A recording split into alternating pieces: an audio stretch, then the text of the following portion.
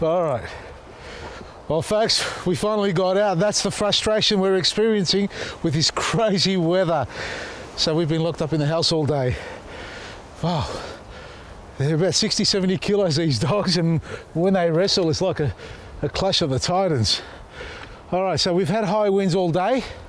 We had a burst of rain, and I stopped yesterday because, or 2 days ago actually, doing this. And what you're looking at is our mulch, which is what I do with all new mulch that I put in the garden beds.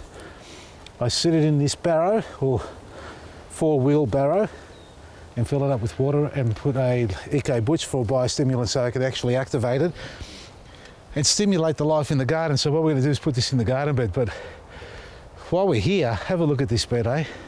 How miserable that is.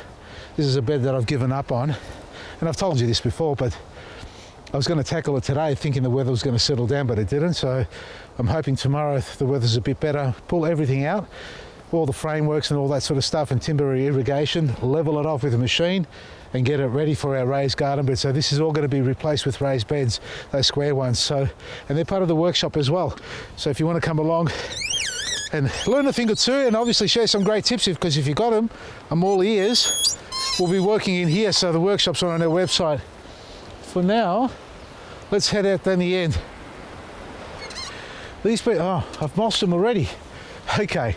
Now I remember I had some leftover mulch, but this hasn't been activated, this mulch.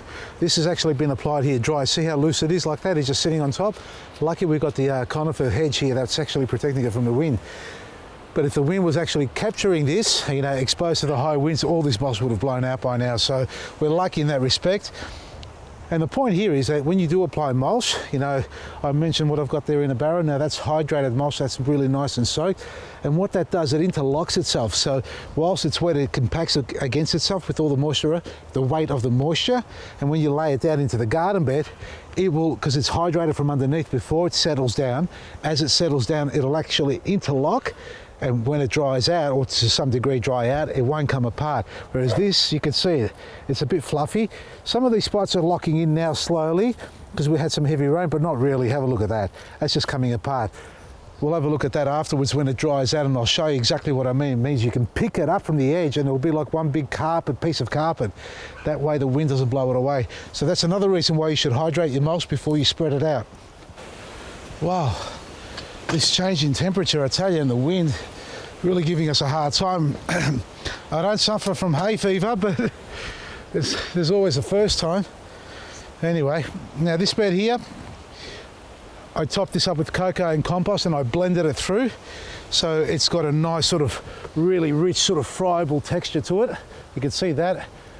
Slowly, it's only fresh, it's only going to start bonding slowly. It'll become a really rich organic sort of growing medium, and all the microbes will like it. Now, cocoa is a great growing medium for aeration, for moisture absorption and all the above, but it's not good as a top layer, in other words, exposed to the sunlight and the air. It'll dry out too quick in that respect. So as good as it is underground covered, it's terrible when it's exposed to the high winds. So don't use it as a mulch, and if you do a top dress like I've done here and blended it through, you need to mulch it on top with a coarser grade like this stuff here.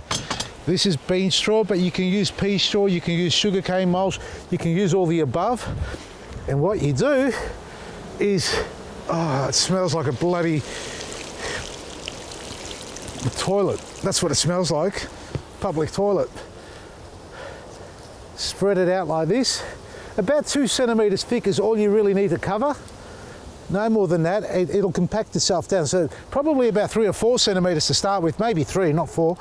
So as it settles down and starts to dry out somewhat, it'll compact upon itself and interlock, so that when high winds come along, and hopefully you don't have that problem anyway, at least it won't blow away and it'll be a lot harder for birds to dig up. So it's interlocked. That's what I call it. The most important thing about doing this is that you're actually stimulating the life in the soil. All that microbial activity that exists in the soil, all you're doing is enhancing it and saying, hey guys, guess what? There's a party here. So we're just attracting more microbes, all the good ones that is, to come along and start working around the root zone of our plants and networking with them, and in return our plants will feed them as well as they do the photosynthesis. And when it comes to planting, I haven't planted anything yet for this season, the new season, so I'm only just starting to sow seeds. And as far as these beds are concerned, I'm preparing them for planting, and I'm mulching first. I'm not planting first because it's a lot easier to plant within the mulch rather than trying to spread the mulch between the plants, especially when they're seedlings. So get it going like that. And I've left plants in here, some are active, some are dying. That's okay because they've all networked in the past with the life in the soil, and we're leaving that intact. Some of these plants will get cut to the ground, others will probably just keep growing and hopefully produce some fruit and veggies for us. But when it comes to getting your garden ready, this is what you need to do. Mulch your bloody garden. Activate your mulch. Don't be lazy and just throw it on the ground like that. It's chalk and cheese. I tell you, I've done it a million times. Come here. Come here. Just to give you an idea. This is a bed that I did a while ago. I threw some really ratty seedlings in there, and see all the holes? They keep coming back, the birds, they keep coming back to dig up because they tend to find something in here. I haven't touched it yet, right? Let's have a look and see what's going on under there. Now, here is a previous plant. What you see here is the remnants of a plant that grew in the previous season. Its root system is in the ground, and I've just cut it off to the ground there. So I'm going to leave that intact. I'm just going to go to the side here. How rich is this? I don't know what's going on, but I'm just going to turn it over, and there we are. That's what's going on. See that? All right, the proof's in the pudding here, folks.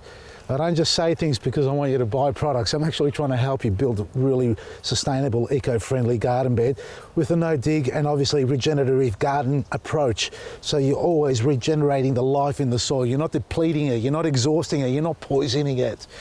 That's the biggest problem we have here. People are not knowing, unknowingly poisoning their garden because they hear it on the radio, they see it in the TV, you know, they read it in the magazines, and you know, we advertise as well. Yeah, now I've got a bone to pick with everybody else out there who manufactures and sells synthetic products to our world. Shame on you, honestly. You know, it's about time we all woke up. And you horticulturalists out there who swear by the chemicals and the NPKs, wake bloody up. That's all I've got to say. Anyway, I wasn't planning on saying that, but I did. But there's a lot more I can say. You don't want to fire me up today. The weather's done enough of that. Check out our website, vasilisgarden.com, and book yourself into one of our workshops. We've got 3 in September, only 3. I'm not going to do any more than that. About 20 is the max is where we're going to cut it off at per group. There's a few already booked in there, so take advantage. Come down. You're going to learn a shitload. You're going to learn a lot politely.